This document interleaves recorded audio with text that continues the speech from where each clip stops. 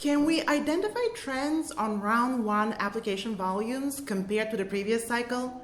The questions started popping up in online forums before the round one deadlines were even in our rearview mirror. You MBA hopefuls are a data-driven bunch. You want to be in the know, especially about MBA application volumes and how they might impact your odds. I get it. The MBA application process always includes hope intertwined with doubt. How strong is my candidacy? Do I have a shot? So what do we already know about the 2023-24 MBA admission cycle that just kicked off? Let's take a look at what indicators exist, what predictions can be made based on them, and most importantly, what does it all mean for you? At the time of me recording this video in September 2023, a number of schools have released data about the cycle that just concluded, the 22-23 MBA admission cycle.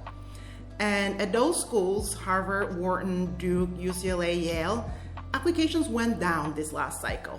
The range of declines was anywhere from a mere 1% at HBS to more than 30% at other schools. So MBA applications are trending down, although the very top schools are mostly flat.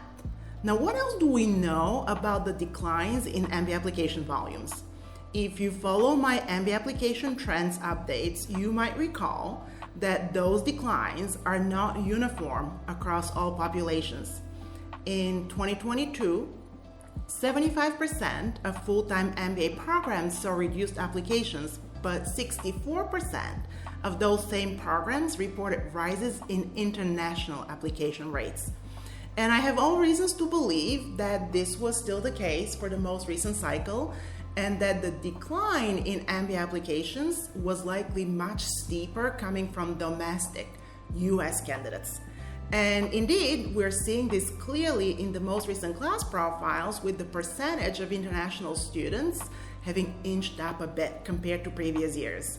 Now, the big question on everyone's mind is this. Historically, when the US economy is in a recession or downturn, applications, especially to full-time MBA programs, go up. Will this trend hold true for the 23-24 MBA admission cycle? So far, this hasn't been the case. When the layoffs began at the beginning of this year, there was a wide anticipation of an increase in MBA applications. And at the time, I was interviewed by the Wall Street Journal for an article titled, "Should You Give Up Your Salary and Go to Grad School?" At the time, schools, notably Kellogg being the first one, began to make accommodations for the laid-off individuals, including GMAT or GRE waivers, and in some cases, a more streamlined MBA application. At the time, my prediction was that the people who might apply after being laid off are the ones likely already considering business schools, since it takes time to research programs. If you're thinking about how that fits into your career overall, it's not a band-aid for losing your job. So just as I expected, and as we can clearly see now, these accommodations did not move the needle much, maybe not at all. But it's not too late for the trend of application volumes being counter-cyclical to the economy to manifest itself this year. It is not entirely inconceivable that over the last months, the young people who typically apply to full-time MBA programs have been doing their research, preparing for and taking the GMAT or GRE, and connecting with the schools, with mentors and peers, and are now ready to apply. There might still be a sufficient number of them who are considering business school as a good move while the economy and the labor market return to whatever the next normal might be.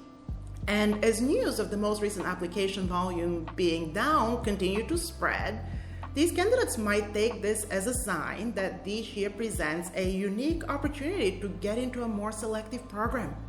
News like this can sometimes shift the timeline of when people apply to business school, even if they don't serve as the sole catalyst of the decision to get an MBA.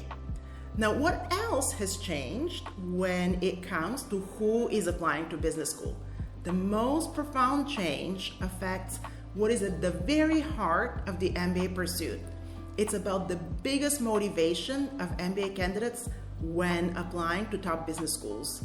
The recently released 2023 GMAC Prospective Student Survey revealed one stunning difference in terms of who is applying to business school nowadays. Here's the key finding from the report into the motivations of MBA candidates. Globally, 79% of prospective students are motivated to pursue graduate management education to enrich their lives and develop their potential. 15 percentage point higher than the next best motivator, which is increasing their income. The rules of the MBA game have changed. This is a fundamental shift. Most MBA candidates are seeking personal development and growth rather than just financial gain. They're driven by desire to learn and develop as individuals rather than solely to increase their pay.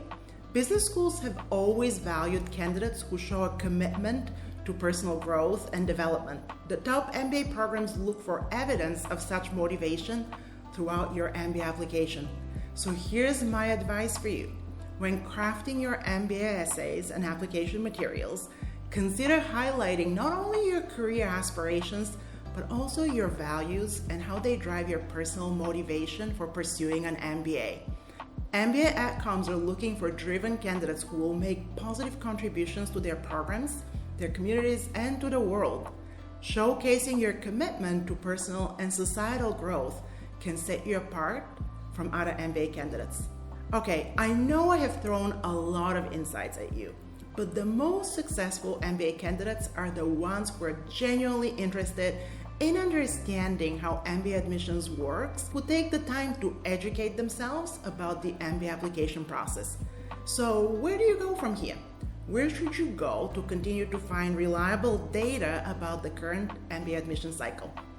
I will be publishing updates as data becomes available, so make sure to follow me on whatever channel you're watching this video. I frequently run webinars where, in addition to providing updates, you have the opportunity to be part of the conversation and to understand how all of this applies to you.